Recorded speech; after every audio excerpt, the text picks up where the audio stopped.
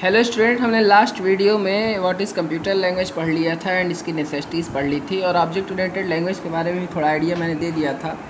देखिए, family of computer language बता रहा है कि किस तरीके से लैंग्वेजेस होते हैं। इसमें पहला ऑब्जेक्ट ओरिएंटेड लैंग्वेज बताया था, जो इस समय मॉडर्न डेज़ में सबसे ज़्यादा पॉपुलर है और इस्तेमाल किया जा रहा है। इसके अंतर्गत C++, जावा टाइप की लैंग्वेजेस आती हैं। तो इसमें मैंने बताया था कि ऑब्जेक्ट ओरिएंटेड लैंग्वेजेस में मेन फोकस जो होता है प्रोग्रामिंग का ऑब्जेक्ट के ऊपर होता है और ऑब्जेक्ट के हिसाब से ही उसके डेटा कोड होते हैं। ठीक है, तो ऑब्जेक्ट में डेटा होता है और डेटा के हिसाब से उसके मेथड बनाए जाते हैं। तो रियल लाइफ की जो एंटाइटीज़ होती हैं या रियल वर्ल्ड की जो एंटाइटीज़ होती हैं, उसी के हिसाब से हम उसको ऑब्जेक्ट लेते हैं और उसी के हिसाब से हम प्रोग्रामिंग करते हैं। तो ऑब्जेक्ट ओरिएंटेड लैंग्वेज का सिंपल जानिए, मेन फोकस आपके ऑब्जेक्ट पर होता है, ना कि बहुत ज़्यादा इसके फंक्शन पे होता है। इसमें फंक्शन नहीं होता है, इसमें मेथड कॉल होता है। ठीक है, तो इसमें यही चीज़ एग्जांपल देके बताया था कि मान लिए कोई बैंक अकाउंट है। ठीक है, इसमें बताया था कि कोई ऑब्जेक्ट है, जो ऑब्जेक्ट है वो एक कॉन्सेप्ट ऑफ प्रोग्राम होता है। अभी मैंने आपको बताया कि मेन फोकस होता है, वही लिखा है, ऑब्जेक्ट जो है वो कॉन्सेप्ट ऑफ प्रोग्राम होता है। ठीक है, अब कह रहा है कि मान लीजिए कि कोई एग्जांपल है कि किसी का बैंक अकाउंट है, तो बैंक अकाउंट है। ठीक, अब इसमें एक ऑब्जेक्ट हो सकता है मेथड के साथ। क्या होता, अच्छा मेथड मैं बता दूं, मेथड होता है कलेक्शन ऑफ कमांड, मतलब ढेर सारे कमांड्स या बहुत सारे कमांड्स का ग्रुप है मेथड।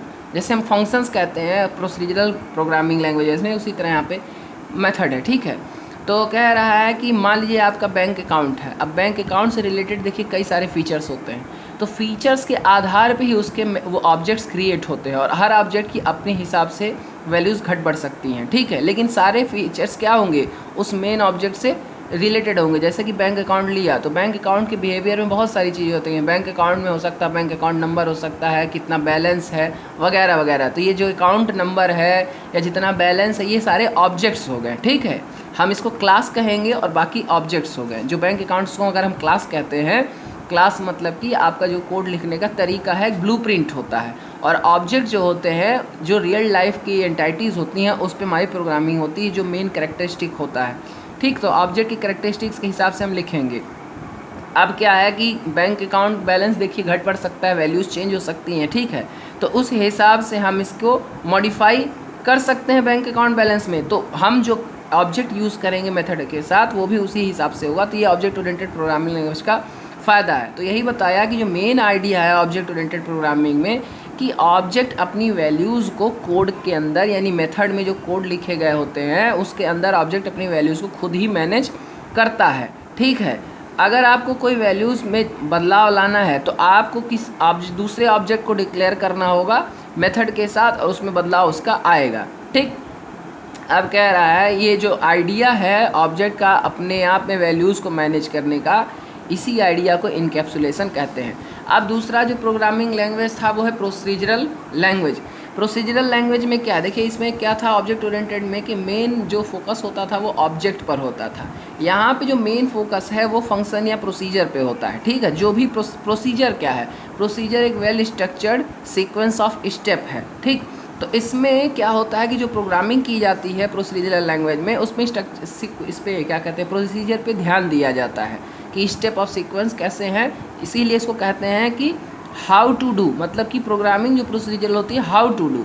इसमें व्हाट टू डू तो है ही, क्या करना है उसके साथ हाउ टू डू भी है। ठीक है, कि मतलब प्रोग्राम को करना कैसे है, कैसे प्रोग्राम एग्जीक्यूट करेगा, तो उसके प्रोसीजर पे ज़्यादा ध्यान दिया जाता है। ठीक है, कि कैसे हम अपने प्रॉब्लम का सोल्यूशन को फाइंड करेंगे। इसके एग्जाम्पल सी, फोर्टान, अल्गोल, कोबल, पास्कल दिया हुआ है। ठीक है, तो यही चीज़ दिया हुआ है कि जो शुरुआत में प्रोसीजरल लैंग्वेज बनाई गई तो उसमें कुछ प्रॉब्लम्स आती थी, जैसे कि जो उसकी वैल्यूज़ को ही लेके, जिसमें इसमें दिया है कि आप वैल्यूज़ को चेंज करते हैं तो चेंजेस नहीं आ सकते। लेकिन ऑब्जेक्ट ओरिएंटेड प्रोग्रामिंग लैंग्वेज में इन्हीं प्रॉब्लम्स को टैकल डाउन किया गया। इसी वजह से ऑब्जेक्ट ओरिएंटेड लैंग्वेज एक तरीके से इसका सोल्यूशन हुआ पिछली वाली प्रोग्रामिंग लैंग्वेजेस का। ठीक है, तो ये चीज़ें थी। अब इसके बाद क्या है, इसका एग्जाम्पल दिया है, ये सी लैंग्वेज का हम अभी बताया ही है, कि कह रहा है कि हम क्या करते हैं ऑब्जेक्ट ओरिएंटेड प्रोग्रामिंग लैंग्वेज में, जो कुछ स्ट्रक्ट होते हैं सी के या किसी जावा के। ठीक है, तो ये हैं फंक्शन पॉइंटर का जैसे कॉन्सेप्ट होता है, विदाउट इनहेरिटेंस हम इसमें इस्तेमाल कर सकते हैं प्रोसीजरल लैंग्वेज में। ठीक, तो चीज़ें हैं, सिंपली आप जान लीजिए। देखिए बहुत डिटेल में जाएंगे तो बहुत सारे पॉइंट्स इसमें डिटेलिंग के हैं, बस इसमें लिख दिया है, आपको सीधे नहीं समझ में आएगा। बस आप जानिए कि ऑब्जेक्ट ओरिएंटेड प्रोग्रामिंग लैंग्वेज वो प्रोग्रामिंग लैंग्वेज है इनका मेन फोकस ऑब्जेक्ट होता है। और ऑब्जेक्ट क्या है? रियल एंटाइटी वर्ड का कोई ऑब्जेक्ट होता है, उसकी बिहेवियर के हिसाब से प्रोग्रामिंग की जाती है। इसमें मेथड होते हैं, मेथड कॉल किए जाते हैं ऑब्जेक्ट के लिए, ठीक। प्रोसीजरल प्रोग्रामिंग लैंग्वेज में क्या है कि प्रोग्रामिंग मेनली फोकस्ड होती है प्रोसीजर और फंक्शन पे। प्रोसीजर क्या है? ये ऑर्गेनाइज या सिस्टमेटिक स्ट्रक्चर्ड सीक्वेंस हैं, ठीक है, स्ट्रक्चर्ड सीक्वेंस ऑफ स्टेप्स हैं, ठीक है। इसमें क्या है कि प्रोसीजरल प्रोग्रामिंग लैंग्वेज पुरानी थी, इसमें कुछ चीज़ों का जो हिसाब नहीं बैठ पाता था, प्रॉब्लम्स आती थी, उसको ऑब्जेक्ट ओरिएंटेड प्रोग्रामिंग लैंग्वेज ने दूर किया। अब आता है आपका फंक्शनल लैंग्वेज। फंक्शनल लैंग्वेज क्या है? देखिए फंक्शनल लैंग्वेज में क्या है ना कि अभी वेरिएबल्स की बात कर रहे थे। अगर फंक्शनल लैंग्वेज आप मैथमेटिकल फंक्शन की तरह समझिए, जैसे मान लिया आपने लिख दिया x बराबर x+1, कोई फंक्शन आपने लिख दिया। अगर x की वैल्यू आप एक बार 2 पुट करोगे ना तो ये आ जाएगा 2 + 1 = 3, ठीक है। और अगर आप 5 पुट कर देते हो तो आ जाएगा 5 + 1 = 6। जो x की वैल्यू है ना वो चेंज नहीं होती। अगर आपने x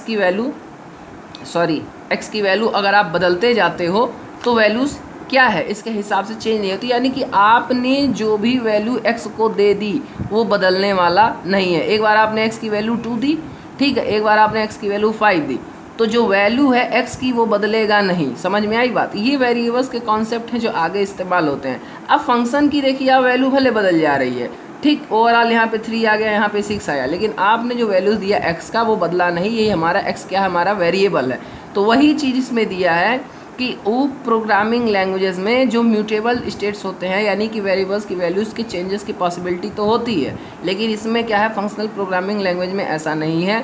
इसका जो मेन अपना फोकस होता है कि आपको किसी भी प्रकार की वैल्यू में कोई भी म्यूटेबिलिटी भी ना देखने को मिले या चेंजेस नहीं देखने को मिलता है। अगर आपको ऐसा कुछ करना पड़ता है तो पहले आपको वैल्यू को कैलकुलेट करना है, फिर प्रोग्राम के किसी अदर पार्ट में वैल्यू को आपको क्या करना है? इस्तेमाल करना है। लेकिन जो पुरानी वैल्यूज़ हैं वो बदलती नहीं है, ठीक है। जैसे मैंने आपको कहा कि x की वैल्यू अगर हमने 2 रख दिया है तो ये अब चेंज नहीं होगा, चाहे आप कुछ भी कर लीजिए, ठीक है। सेकंड बात ये कह रहा है कि अगर आप फंक्शन में कहीं भी वेरिएबल्स को दोबारा इंट्रोड्यूस कराते हैं, मतलब किसी वेरिएबल को दोबारा इंट्रोड्यूस कराते हैं, तो वो एक नई वैल्यू लेगा, वो पुरानी वैल्यू नहीं लेगा। जैसे वहाँ पे x बराबर 2 हमने दे दिया था, अब फिर हम कहीं पे x को वापस डिक्लेयर करते हैं तो अब वो 2 नहीं लेगा, क्योंकि पुराने वाले फंक्शन में x की वैल्यू 2 ले चुका है।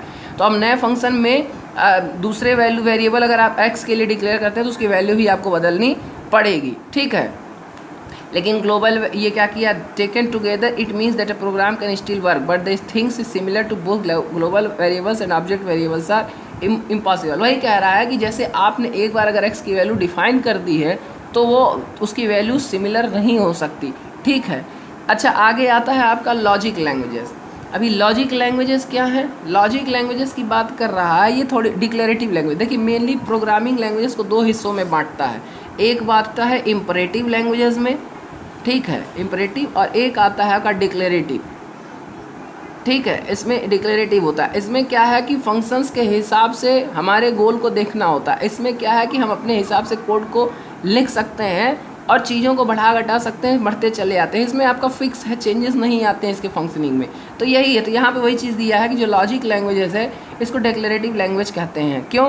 क्योंकि इसमें अपने क्लास ऑब्जेक्ट हम अपने हिसाब से डिफाइन करते हैं, इस्तेमाल करते हैं, ठीक है। सॉरी, वो तो ऑब्जेक्ट ओरिएंटेड लैंग्वेज में था, तो वही एग्जांपल दिया कि जैसे ऑब्जेक्ट ओरिएंटेड होता है उसी तरीके से इसको लेते हैं। तो लॉजिक लैंग्वेजेस में मान लिए कुछ रिलेशनशिप होते हैं, तो इनको स्टेटमेंट से दिखाया जाता है।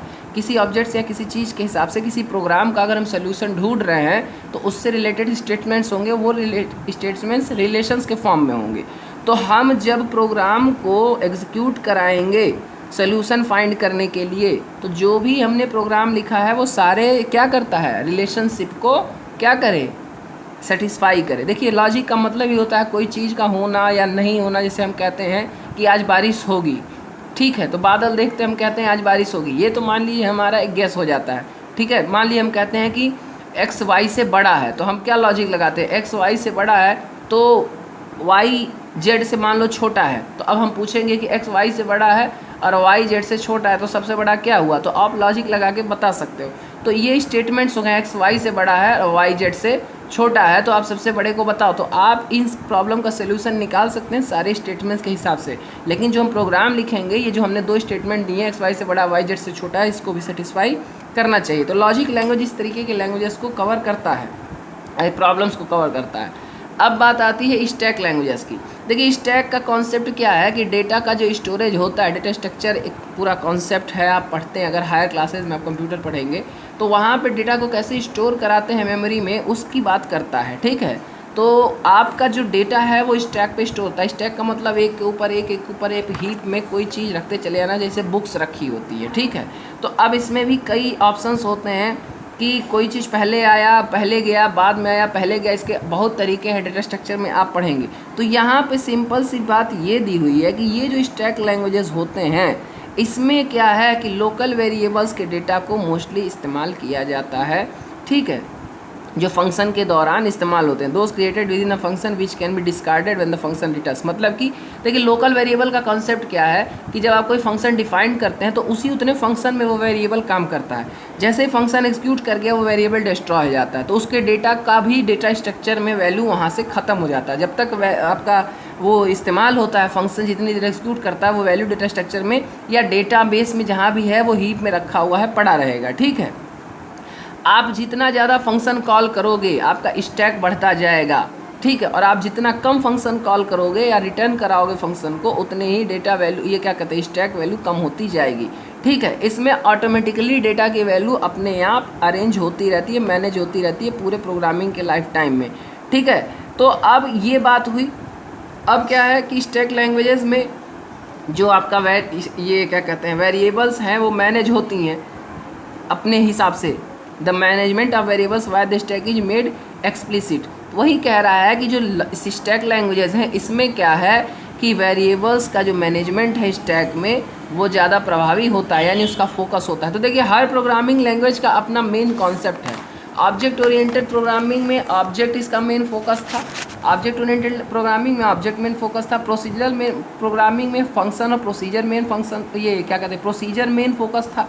फंक्शनल लैंग्वेजेस में फंक्शन जो है वो फोकस्ड है, जिसमें आप अगर डेटा की वैल्यू फिक्स कर देते हो तो वो बदलेगा नहीं, वेरिएबल्स की वैल्यू फिक्स कर देते हो तो वो बदलेगा नहीं, म्यूटेबल नहीं है। इसमें लॉजिक लैंग्वेज में क्या आया कि लॉजिक इसमें मेन फोकस है। जो आप लॉजिक डिफाइन करेंगे वो सारे, जो आप प्रोग्रामिंग बनाएंगे वो सारे लॉजिक को क्या करना चाहिए, पूरी तरह से उसको सेटिस्फाई करना चाहिए। और स्टैक लैंग्वेजेस में क्या है, जो भी हम लोकल वेरिएबल्स डिफाइन करते हैं प्रोग्रामिंग के दौरान किसी फंक्शन में, तो उसकी वैल्यू जब तक फंक्शन की कॉल रहती है तब तक रहती है, उसके बाद वो डिस्ट्रॉय हो जाती है। यानी कि वेरिएबल्स की जो मैनेजमेंट होती है स्टैक में ऑटोमेटिकली होती रहती है प्रोग्रामिंग के दौरान। तो यहाँ पे वेरिएबल्स के मैनेजमेंट की बात कर रहा है स्टैक में, ठीक है। तो इसीलिए कह रहा है सच लैंग्वेज में भी simpler and more compact but the, इसमें कह रहा है इसी वजह से, चूंकि वेरिएबल्स की वैल्यूज़ अपने आप मैनेज होती रहती है तो मेमोरी का इस्तेमाल अच्छे से हो पाता है, इसलिए ये जो लैंग्वेजेस हैं वो ज़्यादा सिंपलर है। लेकिन इनका भी कुछ नुकसान है। अगर मान लिए आप लोकल वेरिएबल का, देखिए लिखा है यहाँ पे एक चीज़ दिया होगा, but the loss of direct naming of local variables perhaps the most fundamental abstraction. अगर लोकल वेरिएबल का नेम लॉस कर जाता है, यानी या छिप जाता है, एब्स्ट्रैक्शन का मतलब छिप जाता है, तो प्रोग्रामिंग करना थोड़ा सा कठिन हो जाता है, ठीक है। और इसमें आगे दिया है कि मेजर कंप्यूटर लैंग्वेजेस के कुछ एग्जाम्पल दिया है कि किस किस सन में कौन कौन से ये कंप्यूटर लैंग्वेजेस आए। ये देखिए सारा पूरा एक इसमें लिस्ट बना के दिया हुआ है, आप लोग इसको देखिएगा अपनी बुक में, ठीक है। और ये देखिए over 2000 language were develop between 1952 से 72 के बीच में तक इधर दिया था, but however considerably about only 11 of them to be significant. इतने सारे लैंग्वेज में से 11 को ज़्यादा लाभदायक समझा गया। हालांकि सबका कुछ ना कुछ थोड़ा बहुत काम है, लेकिन जो ज़्यादा लाभदायक इस समय के हिसाब से इनको रखा है। अब हम बेसिक लैंग्वेज के बारे में पढ़ेंगे, इसमें पूरा थोड़ा सा इंट्रोडक्शन पढ़ेंगे कि क्या है। तो देखिए हम आपको इस पूरे लेसन वीडियो का आसार बता देते हैं, जो समरी है कि ऑब्जेक्ट ओरिएंटेड लैंग्वेज में ऑब्जेक्ट मेन फोकस होता है, डेटा और मेथड कोड ऑब्जेक्ट के हिसाब से होते हैं। प्रोसीजरल लैंग्वेज में जो इसके स्टेप सीक्वेंस हैं किसी ये प्रोसीजर के, वो मेन होता है। हाउ टू डू, काम कैसे करना है प्रोग्रामिंग में ताकि प्रोग्राम जब रन करे तो वैल्यूज़ पॉसिबल सोल्यूशन हमें मिले। फंक्शनल लैंग्वेज में क्या है, फंक्शनल लैंग्वेज में है कि जो फंक्शन ऑफ प्रोग्राम है, ठीक है, फंक्शन ऑफ प्रोग्राम है वो किसी फिक्स डेटा वैल्यू को चेंज नहीं होने देते, इसमें म्यूटेबिलिटी का कोई ऑप्शन नहीं है ऑब्जेक्ट ओरिएंटेड लैंग्वेज की तरह। ठीक, आगे क्या है, आगे आपका लॉजिक लैंग्वेज है। लॉजिक लैंग्वेज में क्या है, किसी प्रॉब्लम का सलूशन आप ढूंढ रहे हो तो उसमें जितने स्टेटमेंट्स हैं या लॉजिकल रिलेशंस हैं वो सारे उस प्रोग्रामिंग में सेटिस्फाई करने चाहिए उन सारे स्टेटमेंट्स को। और स्टैक लैंग्वेज में क्या है, जब आप कोई प्रोग्रामिंग कर रहे होते तो आप लोकल वेरिएबल फंक्शन के अंदर डिफाइन करते हो, जब तक फंक्शन कॉल होती है तब तक वेरिएबल का वैल्यू रहता है, जब आपने फंक्शन कॉल बंद की तो वैल्यूज़ हट जाती हैं स्टैक के अंदर। ठीक है, तो अब इसमें क्या है कि जो वैल्यू होती है रिलेटिव पोजीशन से भी कभी कभी स्टैक पे हम बिना नाम के भी इस्तेमाल करते हैं। तो अगर आप के वजह किसी वजह से उसमें आपने नाम नेमिंग नहीं करा है, ठीक है, रिलेटिव पोजीशन से कॉलिंग करा है, तो क्या होगा, आपका जो लॉस हो जाएगा डेटा नेमिंग ना होने की वजह से, तो प्रोग्रामिंग थोड़ा सा कठिन हो जाता है। तो सिंपल सी बात है, सारे प्रोग्रामिंग लैंग्वेजेस का मेन एसेंस ढूंढ रहा था डेफिनेशन में कि क्या होता है ऑब्जेक्ट ओरिएंटेड में ऑब्जेक्ट, प्रोसीजरल में प्रोसीजर, फंक्शनल में फंक्शन में जो आपने ऑब्जेक्ट वो वैल्यू वेरिएबल की फिक्स करी है वो वही रहेगी, वो बदलेगी नहीं किसी भी कीमत पे, नो म्यूटेबिलिटी। लॉजिक में आपने जितने स्टेटमेंट दिए हैं सारे लॉजिकल स्टेटमेंट्स को सेटिस्फाई करें जो भी आपने सोल्यूशन ढूंढने की कोशिश की। और स्टैक में जो आप लोकल वेरिएबल्स के डेटा को इस्तेमाल करते हैं वो ऑटोमेटिकली फंक्शन कॉल में मैनेज होता रहता है। तो ये सारा एसेंस था इस वीडियो में। अब हम आगे पढ़ेंगे बेसिक क्या है, बेसिक का इंट्रोडक्शन, 2 वीडियो और लगेंगी और ये ख़त्म हो जाएगी। ठीक है, थैंक यू।